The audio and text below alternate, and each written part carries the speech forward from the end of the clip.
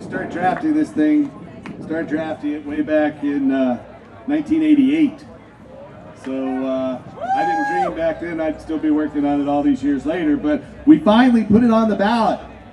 And it is a transformative proposal.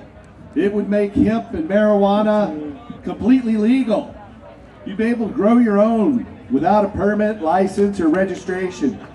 You'd be able to sell seeds and starts of all varieties of cannabis without permit, license, or registration. You want to sell the flowers, you'd have to get a license, and you'd have to process it. So there'd be a process around selling the flowers. But you know, I really believe that the only reason marijuana is illegal is because of hemp fuel and hemp fiber.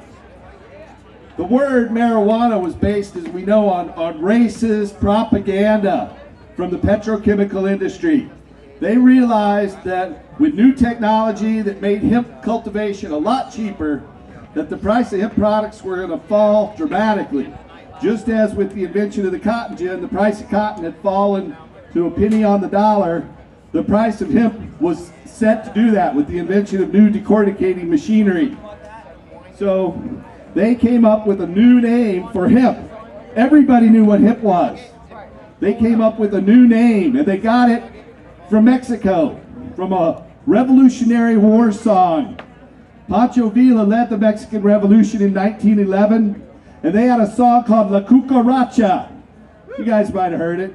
When I was a kid, I remember Bugs Bunny used to sing it. La Cucaracha, La Cucaracha. Anyway, in that song, I won't torture you anymore with my singing, but in that song, they said the cockroach smoked marijuana.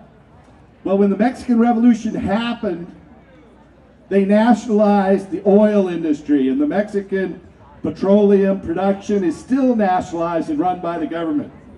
Well, the oil barons in Pennsylvania and Texas did not like that. So they took this word from this Mexican Revolutionary War song, and they created a whole misinformation propaganda campaign about it. It said that there's this deadly new drug called marijuana. It causes people to go crazy and kill their family and friends. So based on that baloney, they were able to prohibit hemp. But hemp is tied to our civilization. In fact, if you go back over 12,000 years ago, all the new agricultural civilizations in Asia were growing hemp. Hemp was originally from high up in the Himalaya Mountains in present-day Tibet, Nepal, Kashmir, Afghanistan, and by at least 12,000 years ago, and perhaps over 30,000 years ago, people learned to cultivate it, and they spread down and formed civilizations all across Asia. And the ones we know about today, we call Mesopotamia, along the Tigris and Euphrates River Valley in present-day Iraq. Our prehistoric China along the Yellow River, the Huanghe in China. And in those communities, they were growing hemp, and it's a common crop. It's the oldest crop known to man. And we know it produces more fuel, more fiber, more food, and more medicine than any other plant on this planet. And the petrochemical people realized that it was going to displace, with new technology, it's going to displace a lot of their economic fight. You know, petroleum is what economists call capital intensive. It takes a lot of money or capital. And they take tens of millions, hundreds of millions of dollars, in some cases $1 billion, to go out and drill for petroleum. And it takes tens of billions, $100 billion to refine petroleum into all the different products we make it. Hemp, you can grow very inexpensively, and you can get a cheap oil press and get at least 300 gallons of oil per acre, and the byproduct of that is 3 tons or 6,000 pounds of high protein hemp seed meal. So hemp prohibition is really about fuel and fiber and the continued centralization of economic and political control. It's about this plant that makes more fuel, fiber, food, and medicine than any other plant. And so our initiative would completely restore that. Hemp cultivation will not be limited to low THC strains. Low THC hemp is bullshit. There's no reason to grow low THC hemp. It produces half as much fiber and 1/20th as much seed oil and protein. What they've done with low THC hemp is they've bred out the flowers.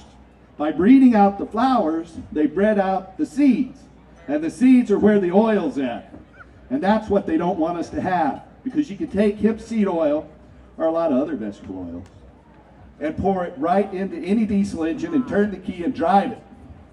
Now, hemp is 3 times more productive than the next most productive seed oil crop. Those are canola, or rapeseed, soybeans, and sunflower seeds. Each of those make about 100 to 120 gallons of oil per acre, where hemp makes at least 300 gallons of oil per acre. Given the economics of biodiesel today, we should see hemp biodiesel for less than $1 a gallon. And the petrochemical companies don't want to compete with that. So our initiative frees that, and it's ballot measure 80. You know, it's on the ballot this November. The best thing you could possibly do is register and vote. If you haven't been registered in the past, you haven't registered because you don't want to participate in the political process, you didn't think there was anything worth voting for. Well, this year there is something worth voting for. There's ballot measure 80.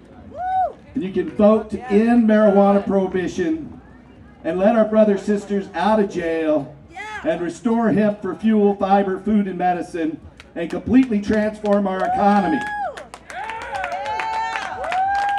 You know, they say the energy industry is the world's largest industry. And the money that comes from that goes into the pockets of these Saudi Arabian sheiks, Nigerian despots, Exxon, Mobil, Shell, British Petroleum, and they put it into their Swiss bank accounts. When our farmers can get that energy money for hemp biodiesel fuel, that money will go into our local communities and revitalize our towns and reorient our entire economy. That's what it's all about. It's really a conspiracy from the petrochemical, pharmaceutical, military, industrial, transnational, corporate elite, fascist sons of bitches. You know, my father was in World War II. He was on a PT boat out in the Pacific fighting the fascists. We defeated the Nazis in Germany and drove the fascists out of power. And unfortunately, our government has all too often emulated those fascist policies. You know, my father did not fight the fascists so we would have to pee in a cup for employment. We need to end the crazy war on drugs and restore hemp for fuel and fiber. So register, vote, and help us pass Measure 80 this November and change the world for the better. Thanks.